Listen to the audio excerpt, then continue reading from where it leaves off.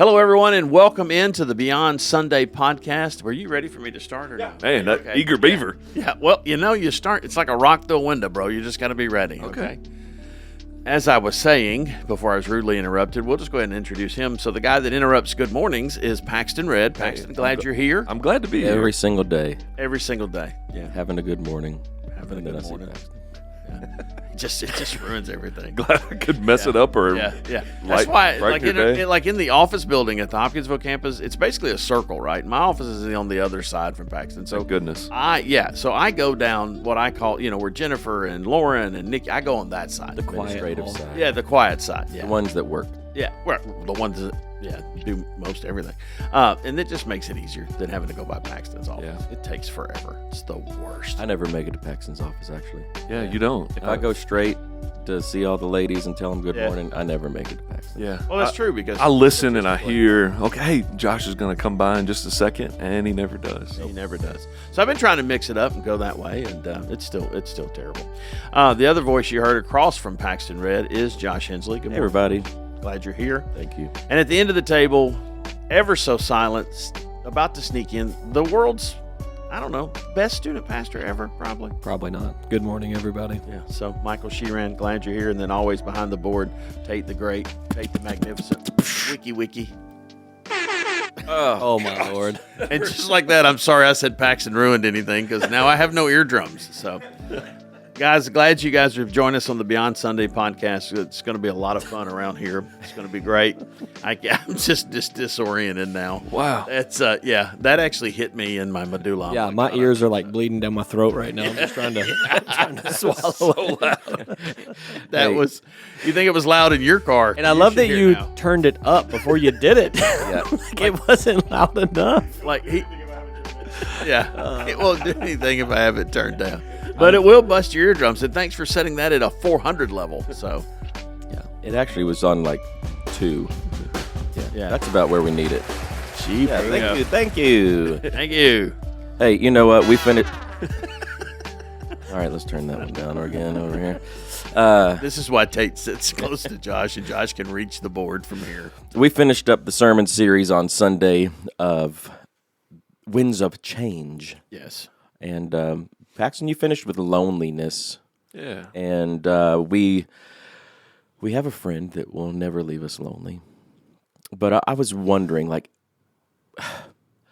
do I have any other friends that would never leave me lonely? This is not the room to ask that question. Oh, I mean. Yeah, this is you're just setting yourself up, buddy. So I'm looking around the table, and I consider you guys friends.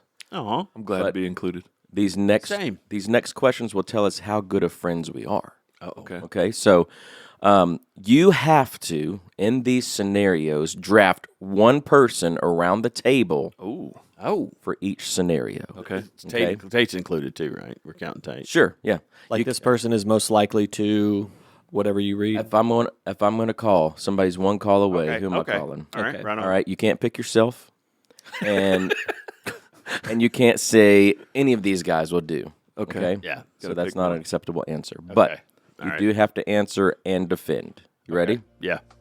Number 1, you have to move an entire house on Saturday morning. Who are you drafting first? Paxton. Paxton. Paxton. I'm calling Josh because he's got 2 boys. Oh, that's a good draft. I didn't think about that one. That's a good idea. We actually helped somebody move on a Saturday morning recently. Yeah. And I tried to wake up both my boys and say, hey, come with me. We're helping this person move. We all do it together. It's faster. Well, we get there about 10 minutes late, and it's just Aaron. And it takes about 5 minutes to unload this U-Haul. That's my kind of moving. Yeah. And then I was like, guess what? You get breakfast. We're going to breakfast. So Oh, I like that. I'm going to go to breakfast first, just BT dubs. I'll tell you why I'm picking Paxton. Just because Paxton's going to make it a competition, see how fast we can right. get it unloaded. That's exactly Who can right. throw out their back first? Yeah. You So, win. I'm here for it. Yeah. all right, you're stranded with a flat tire at 11:30 p.m. Who are you calling because you think they'll actually answer? Probably Paxton again. I'm going to call Steve. Oof, that was a reach. I would say Steve. Josh, I think I'm calling you. I think you live closest to me. Well, here's the thing. After 9:30, my phone goes down. Yeah, but I know that as soon as it buzzes one time, like Heather's going to It doesn't buzz. It Heather's doesn't going to be up all night long. You go full do not disturb at night. I'm trying to. Tracy- Unless you call, you got to call twice. Yeah, of course. Now I do put my phone on, silent or whatever, on vibrate or whatever. But I'm a light sleeper. If you call, I will wake up. Speaking of calling people, I had a nightmare last night. I had a nightmare that all of my phone contacts, the names stayed the same, and all of the numbers got changed. Like, I was trying to call people that I know, and it was other people that were answering.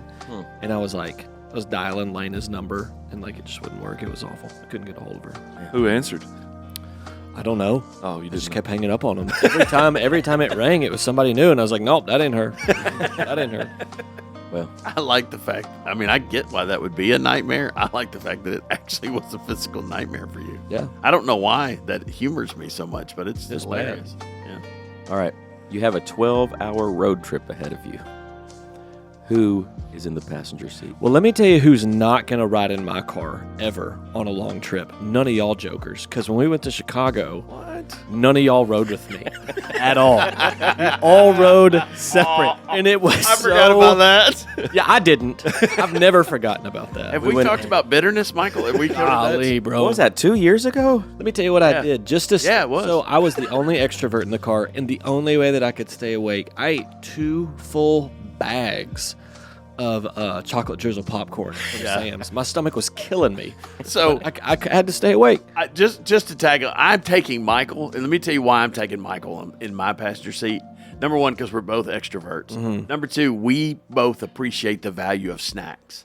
Because Yes. you and I went to Sam's together with Evan. Yep. Because we knew we were taking For that trip. for snacks. Yeah. So I'm taking Michael.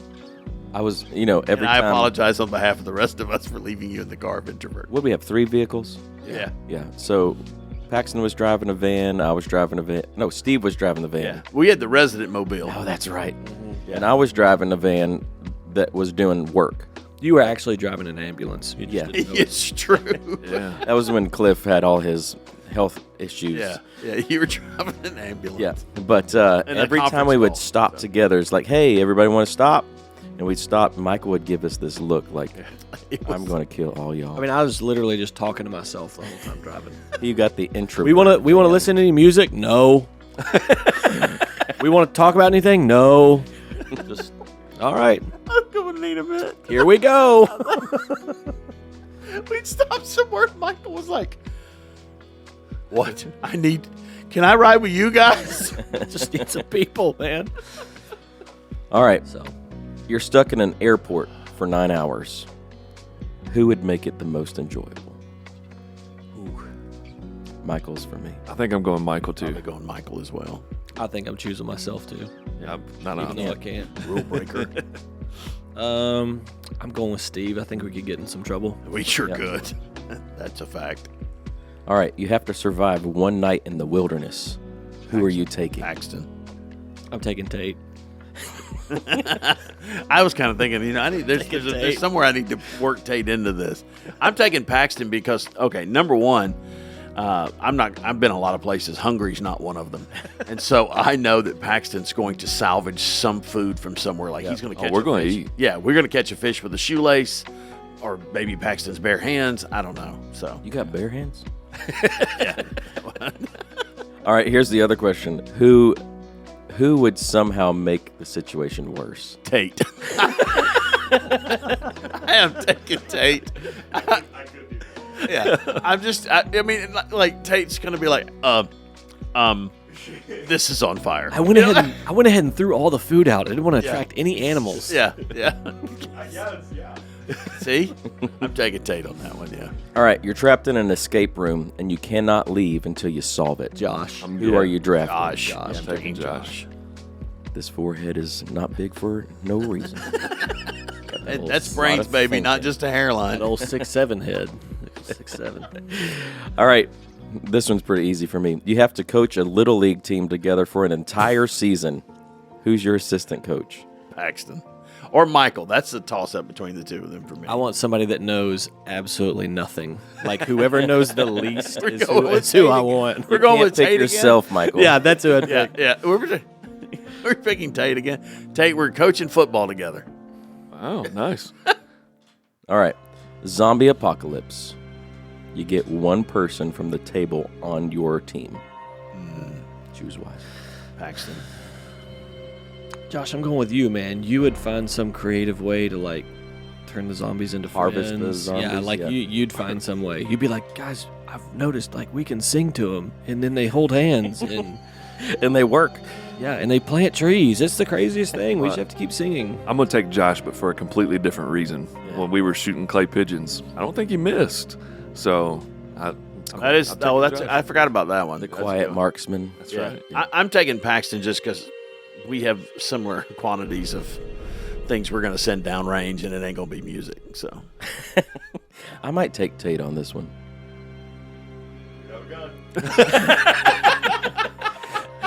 Tate has probably played a lot of like survival. that's a great games. idea. Yeah, So he knows all the techniques. Resident Evil is that's a classic. Yeah, one of his classic favorites. But I really feel like our zombie prep just went way downhill. No offense, Tate, love you, but all right, after answering all of these questions, what do you think people at this table would draft you for? if anything needs comic relief, I'm your guy, right? Like if I need to be the hype man, the extrovert, the guy that just goes forward and maybe gets shot first, I'm probably who I'm. I would say if you want to know all the ways that it could be worse, I'm probably your guy. I've already thought about it. Yeah, I've already thought about it. I'm going to point it out as they happen. This is the guy who had a nightmare about his phone contacts. So I think if you drafted me, we'd probably get creative about some things. Yeah. I do think though, if you draft Josh, like whatever you had to scavenge to eat, he's gonna make it better. Oh, yeah. Yeah, he's been like, you know what would be good on this dead possum? More bones. More bones. More salt, bones. You salt, grind and the bones with if we tree brown the bark. butter. Yeah, so yeah. I guess, I mean, survival kind of stuff and outdoorsy things, that's my childhood. I mean, so. I've been to your house. Yeah, same. You live out. I live in the woods. It's outside. Woods. Live in the woods. It's crazy. That's probably where I'm headed when the civilization shuts down. It's going to Paxton. It's on top of a hill, too, so you can come when a flood happens. Defensible. Yeah. You know, Ecclesiastes kind of points towards that we all bring something different to friendship and community. Some people show up, some people solve problems, some people make hard situations lighter, some people encourage, some fight for you, some fight with you, right? You talked about that. And God never intended one person to be all of those things for us. But kind of the gist of it, we're not made to live life alone. Yeah, man, that's just the core of what Solomon is really trying to hammer home as we looked at this last sermon in the series. And it's very fitting for Friend Day to talk about what kind of people we need in our life, because we definitely were not made to live alone, to do life alone. We literally need each other, whether we know it or not. And I think most of the time it's in the moments where you don't think you need anybody else that you probably need people more than ever. When you want to isolate yourself, that's probably the time when you need to surround yourself with people. And so we talked about the kinds of people that we not only need in our life, but the kinds of people that we need to be for others. So we talked about how it literally went verse by verse, 9, 10, 11, and 12 of Ecclesiastes chapter 4, that we need people who will work with us. That's what verse 9 talks about, being able to partner with people who will help us succeed, and we help them succeed as well. Partnership increases that effectiveness, and so we need those kind of people in our life. And sharing a common purpose is so valuable. If we're all pulling in different directions, it makes things hard. But when we got a group of people that are all moving in the same direction, it's incredible what that group can accomplish. And that's what I think the church is all about, right? We're literally all moving together for a common vision and a common purpose. And what does it look like for New Work Fellowship to literally be all pulling in the same direction? I think we see glimpses of it. Mm-hmm. But man, what does it look like to live that way day in and day out? I think that's powerful. So we need people who will work with us. We need people who will pick us up. Solomon says that it's terrible for a person to fall and not have anybody to pick them up. So we need people who are willing to come alongside us and pick us up when we're down. Also, we talked about, there are moments when we're down, and we need somebody to remind us, hey, you're being a little dramatic. It's time to get up and keep moving forward. We got to have those people in our lives. Yeah, we do. Thought of you, Steve. Thanks. I'm going to get it done. I'm just going to be dramatic about it first. So. Yeah. And then the last two where we need people who will stay close. I think proximity is undervalued. You've got to have people who can look you in the eye from time to time. We are in a society that is extremely connected and disconnected all at the same time, right? You have more connections with people around the world than anybody that has ever existed, and yet we are so isolated. So you got to have some people who stay close, that are in close proximity to you, that can see you from time to time and be like, hey, I can tell something's going on. So we need people who stay close. And finally, we need people who will fight with us. And as you mentioned, Josh, that's not only fight with us, stand back to back and take on all challenges, but also sometimes that's fighting for us when we're not able to fight. We got people who are willing to fight for us, whether that be through prayer or doing whatever it takes when we're not able to do it ourselves. But sometimes that also means challenging us and saying, hey, I'm going to fight you on this one because you're wrong and you're making a mistake and I can see where it's going. And so those are the kinds of people that we need in our life, and those are the kinds of people that we need to be for others. But to be honest with you, man, there is a loneliness, and there are times in our life where even if we have those kinds of people, it's not enough. Mm-hmm. And I think it's a spiritual loneliness, or beyond what friends can do, what they can heal. And so we talked about how Jesus is able to overcome that loneliness and that separation that no one else can fix. Ephesians chapter 2, verses 12 and 13 really talks about this loneliness. It tells us that we were living in a world without hope and without God. That separation, that loneliness is something that no one else could fix. But Jesus brought us close because of what he did on the cross. It says that Jesus brought us near because of his blood. And so he fixes that vertical relationship between us and God, brings us close. And once we have that right relationship, it actually brings us close together with other people as well, and gives us a group of people to be a part of. One of the things you talked about all those, verses 9 through 12, and the fight with us, that'll stay close, pick us up, work with us. I think people need to understand that's not necessarily one person. Right. In my life, and when you were preaching this, I was like, well, this is this person, I lean in for that. This person I lean in for. So there's a community of it. But before you can look for that community to do that, you've got to have that communion with the Father. Absolutely. Right? You've got to be able to commune with the Father, because then he's the ultimate relationship bar, right? Like that's the standard of relationship. And so I think in our society today, and especially among men, I'm going to pick on men particularly, we're looking for, what we call friends are the same guys we go to the golf course with, we go to the range with, we go to the deer blind with, which is great. In fellowship, there's nothing wrong with that. But there's got to be, I think of it as like circles, right? Like I have a very tight-knit circle of men in my life who fight for me, who will fight me when I need to be, when I am being dramatic, who will be close, all those things. And then there's circles of guys I play golf with and all the other things. But you have to find that mix of friends that are those people, right? The ones that will do that.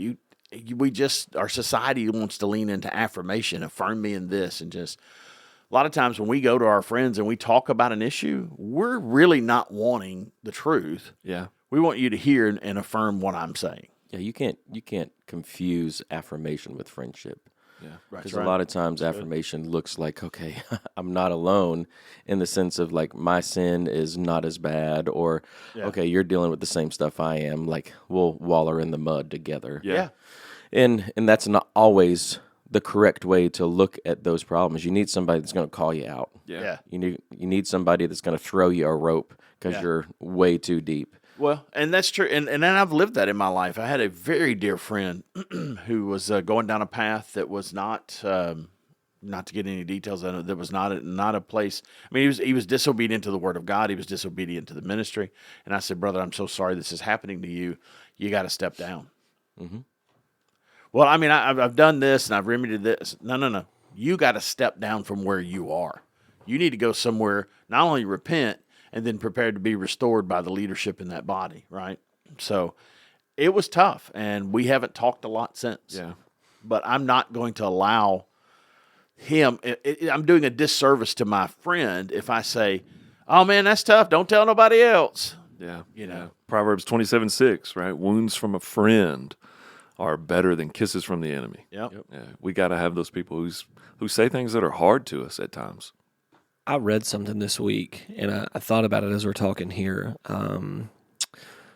Sometimes we are looking to replace the thing that people bring into our lives. Like we want the benefits of people being on our lives, but we don't really necessarily want the people. Here's what I mean by that.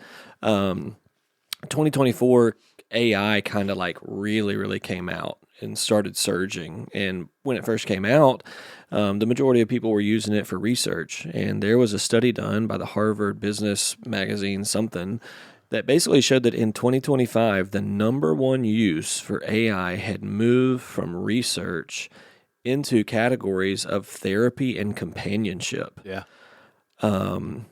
There is a really bad trend going around right now, and I see it with our students, where instead of getting life advice from people, Yeah. they are searching out on how to get life advice from an AI companion. And it's only going to get worse. And one of the reasons why it's only going to get worse, and Tate, me and you have talked about this, AI is trained to agree with you. Yeah. Not to challenge you. Yeah. I mean, if you want it to challenge you, you have to specifically say, challenge me. There can be a glaring problem with something that you're thinking or doing, and even then, sometimes it still will not challenge you. Tate, tell me a little bit about like that conversation that we were having, because I think it's important for people to just realize that like you can't replace the placeholder that people are supposed to have in your life with AI. Yeah, it's a really, really dangerous rabbit hole to fall down into, using AI like as a friend, as a therapist. It is made in such a way. It's kind of similar like social media. Think about how social media is trying to keep you on it as long as possible. Like an algorithm? Yeah. Okay. That's essentially what like a large language model, AI, ChatGPT, that's what it is. It has been developed in such a way that it wants you to keep using it as much as it can. And the way that it's going to do that is by being sycophantic. It's gonna tell you exactly what you want to hear. Can you define that word, bro? I don't know what that means.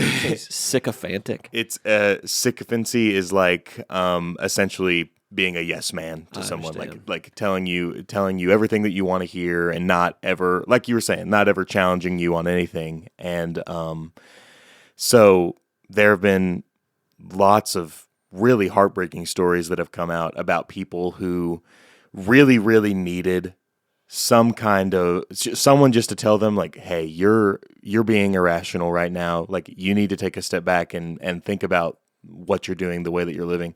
But instead they just kept turning to like an AI, and it's led to horrible things that I don't even really want to bring up on the podcast, but just imagine like, Can we just say it's worst case possible? yes, Okay. yeah, terrible things like, and those people using the AI doing terrible things to other people because the AI was essentially telling them that they were in the right for thinking that they wanted to do those things and acting on those things, and them even doing terrible things to themselves, you know? It matters who talks to us. Yes. Absolutely. Yeah. It really matters to the Yeah. voices that we listen to. And so You need someone who is going to turn you around when you're heading the wrong direction. I think the And key is AI 's not gonna be objectivity. Objectivity, right? Like as I see you and I see what you're doing, I can say, hey, I object. Stop. Yes. This is not good. In 2013, you made me think of this. There was a movie that came out with Joaquin Phoenix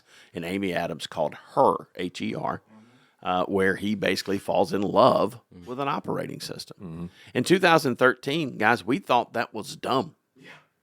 And now we're sitting here in 2026 going, it's here. Yeah, and they're like this is something that, like you said, Michael, is going to continue to become more and more of a problem. So much so that some countries are trying to get ahead of it and saying that companionship with an AI is illegal.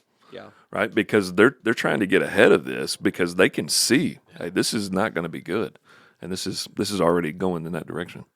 Well, and you talked about being presence, right? Excuse me. One of the things that I learned early on in ministry, like you show up to some tragedies happen, a loss of life, very tragic. Early on, I always thought, what is it I can say? What Bible verse can I quote? What is it that I can do? And a woman in our friend group lost her husband to suicide several years ago. And she said to me, there's nothing you can say unless your husband took his own life. Mm-hmm. And that's when I learned the ministry of presence. Going to a funeral home, going to those things, sorry for your loss, I'm here if I need you. I'm like, that sounds so empty. Yeah. But it's not. Right. But it's not. That's that shoulder to cry on, just being there, just sitting there, Your presence is... Yeah, and I think we have to learn that balance of, especially in like times of tragedy, how do we just be present and be, the shoulder to cry on and whatever it needs, and then when do we just go, hey, you're being, how do we find that balance? I think you feel the pressure sometimes of, man, I got to have the words. Yeah. I got to have, and I'm scared. Okay, I'm not going to do anything. I'm not going to say anything. I'm not even going to be there. Yeah. But stepping into those moments, I mean, we all probably have tragic things that happened in our life, whether it happened to us or somebody around us, or we had to step into a situation. One of the things that we talk about as pastors, and Kevin kind of promotes this with us, a lot of times people will not remember something you preached or something you sang or something you said, but they will remember that you were there. Yep. And that kind of feeds into why we are so serious about pastoral care. Yeah. We want to be there. It's not an obligation, and it's not because we know that this will be great for our relationship, but because we know those are the moments where we can minister the best. Yeah.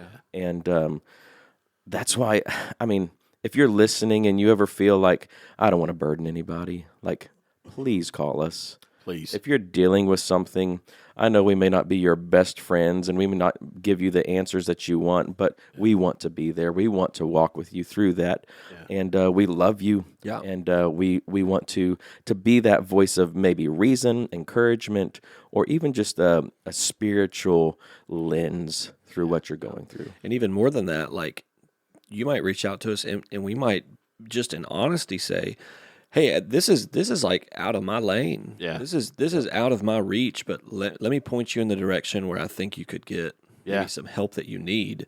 And that's good. Yes. Yeah. That's good that we're honest enough to say something like that. And to bounce off what you just said too, just in the pastoral team and the staff at New Work Fellowship, this is the church where I work, so this is the one I'm talking about, right? There are so many different stages of life that every pastor and staff member is in. I would imagine that whatever you're going through, somebody in that building at 5050 Canton Pike has been there or knows someone that has. Yeah. You are not alone. Yeah. Ever. Just call the church. And like Michael said, if none of us know, we have a pastor's team thread of just us pastors where we're like, hey, pray for this person because this is happening. Yeah. And someone always says, this is a great resource for them. Yep. Always. Always. So you're not alone. Don't think you have to. There's nothing in this life you have to do alone, period. One of the things we said last week when we were talking about, I forget what exactly we were saying, but it was that idea of reclusing yourself away from problems or trying to hide something. In those moments of loneliness and desperation and shame, there's one voice that you hear the loudest, and that is Satan. Yeah. He keeps you down. He wants you down. Reach out to a trusted friend. Reach out to a pastor. Reach out. That's why we say small groups are important. Reach out to somebody in your small group. Do life together, like Paxton, you talked about all on Sunday. The church is where life together makes sense. Yeah. And that's why we ask you to check in on the app, not just so you don't get a letter in 2 weeks. Share some prayer requests. Yep. You know, those come to the entire leadership team. We all pray about it. I love getting prayer requests. I'm like, Yeah. oh, this is what they're dealing with. I know how to pray. And anytime somebody says, just pray for me, like, I want to know specifics. Yeah. Because in those moments, I can go to God and say, I don't know what the solution is, but I know they're dealing with this. Yeah, and I think the more specific we are, and it's not so that people know our business or we feel like they know too much. It's so that God can specifically answer prayers. Because just recently, a couple weeks ago, I had a young man give me a call that was dealing with some heavy stuff. And before we got off the phone, man, I prayed some very specific prayers for him. And as we talked and as we prayed together, I told him, I said, I want to pray very specifically. So when God answers this, you have no doubt. Right. Like, man, that was the Lord. He called me yesterday and was just overjoyed. And he goes, hey, man, God answered that prayer. Yep. Wow. And I was like, yeah, dude, this is incredible. And that's what we need, right? We need people who know what's going on in our life, not so that they can talk about us, but so that they can pound the throne of grace, so that they can go to the Lord. And when God answers those prayers, you go, no doubt, God's on the move. Paxton, you said something. You told me a little bit about the story yesterday. What was that thing that you told him? Said, if you call me, I will answer. Yeah. I told him, I said, man, you're one of those people that no matter what's going on, no matter what time of day, I'm not kidding. If he called me while I was preaching, I would step aside and answer the call. Wow. Because I know what he's dealing with and I know what's going on. So yeah, you got to have those people. That encouraged me. Like, who am I that person for? Yeah. A lot of people. And who is that person for me? Right. And I think all of us kind of need to look at that and maybe even just have like, hey, if I call you, I know I don't call very much. If I call you, I need you. Yeah. Or, hey, if you have anything going on, call me. I will answer. Yeah. So you got to be the friend and you got to be a friend, right? You got to be the one that people call and you need to have the one that calls. It's like the mentor mentee. Like, you need to be mentoring somebody, but you also need to be mentored by somebody all the time. I don't care if you're 50 years old like I am. You know, always have those people in your life that are pouring into you so that you can pour out to somebody else. Because what the Lord has gifted us with is never intended for us to keep. That's friendships, that's knowledge, that's grace, mercy, love. None of that is intended for us to keep. We have to pass it through. I love it. Can I shift gears for a second? I want to say something, then I want to get your thoughts. Would that be okay? Paxton, you were talking about, we don't just need friends that fight for us, but they fight with us. And I think you mentioned on Sunday, the scripture in Proverbs 27:17 talks about iron sharpens iron. And it just so happened that yesterday, I was listening to a podcast where somebody was talking, and they said this about the idea of ironing, sharpening iron. They said, if sparks aren't flying, nothing is happening with that iron and iron being sharpened. That's true. So just picture a blacksmith, right? Like, what is he doing? Well, he's got a big old fat hammer, and he is working on something that is red hot, and like sparks are flying. Man, what do you think about that? And how do we effectively do that with our friends?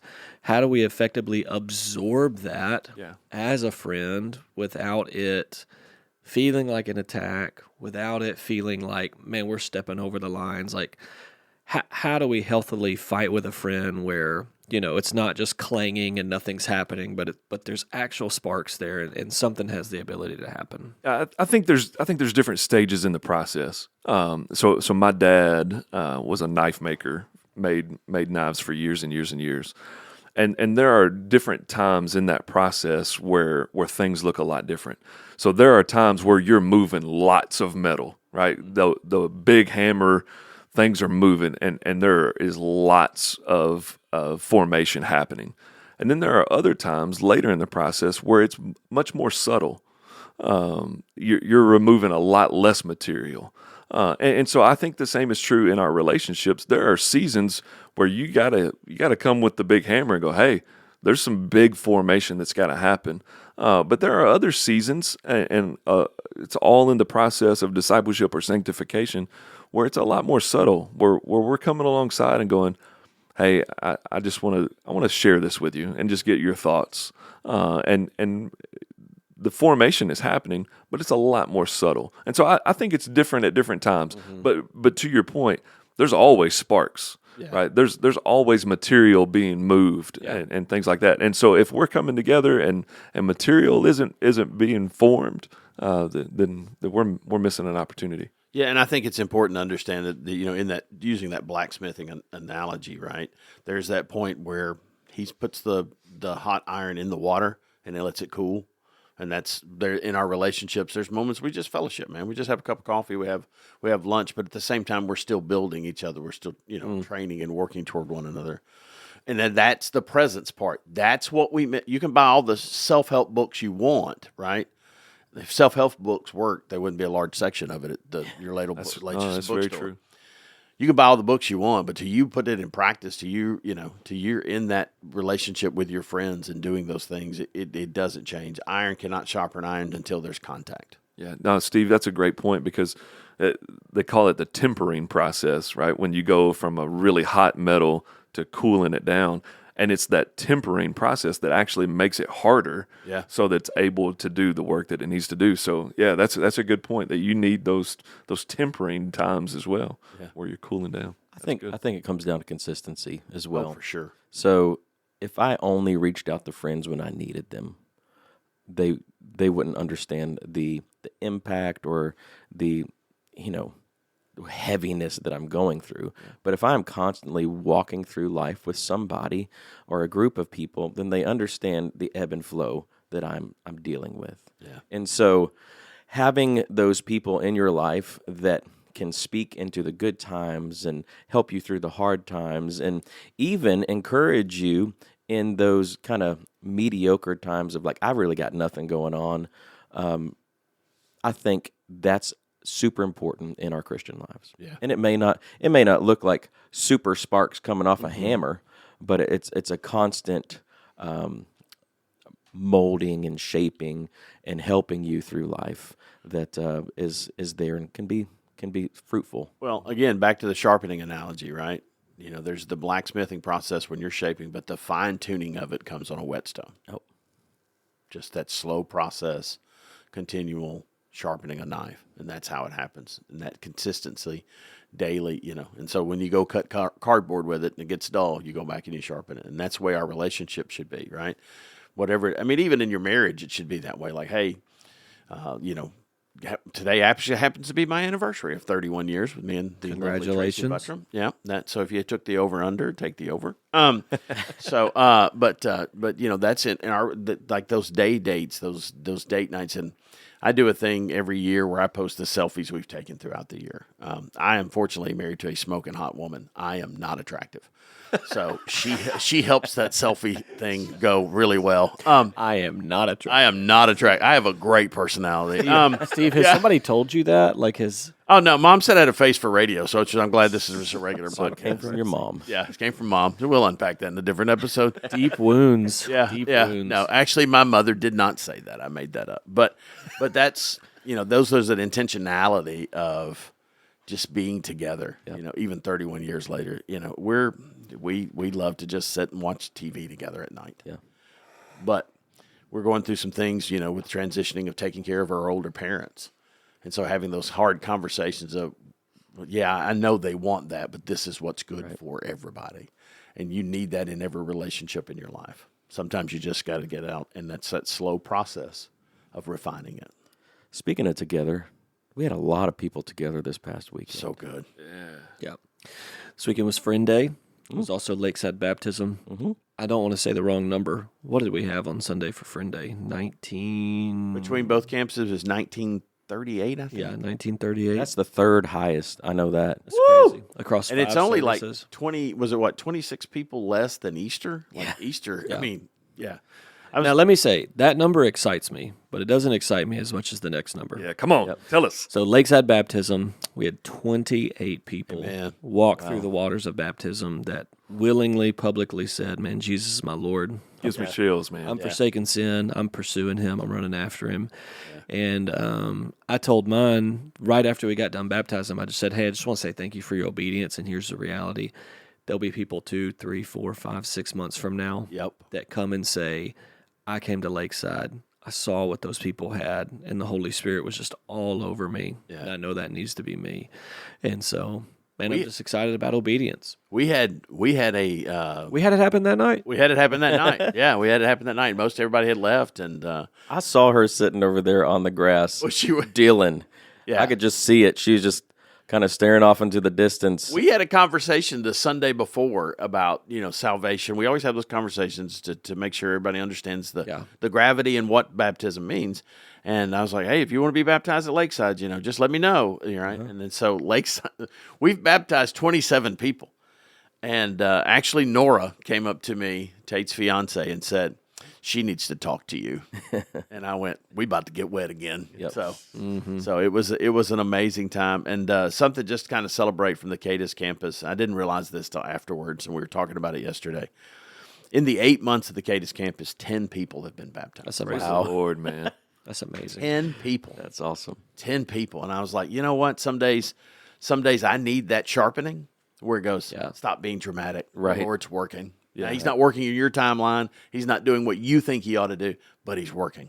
That's an incredible reach percentage. Oh, Yeah. man. 10 people. Yeah, I'm going to cry. So can we talk about something else? Yeah, we sure can. Okay. We sure can. Also, just want to remind everybody, it is still Residency Awareness Month. It is. The sickness is still among us. Be aware. We need to pay some more money to make the sickness go away. So I don't know how short we are of the goal or if we're getting close, but if you have not yet made a pledge or made a financial commitment and the Lord put it on your heart, let me just encourage you to follow through with that. And if you worship serve at any of our campuses at New Work Fellowship, you've been affected by residents. That's right. That's 100%. right. There's, like for example, our middle school pastor started as a resident. Yeah. So you've been affected by it. So you don't have to give, if you want to give $1 million, we'll certainly take it. Yeah. But if you want to give, a monthly increment pledges, that'll be great too. But my daughter was a resident. It's a great program. Tate. Yeah. So we've had some good residents, and we had Newark Tate. Fellowship is forever changed because of residents. Yep. I agree. And it will be forever changed in the future because of In the residents. same way, the residents are forever changed.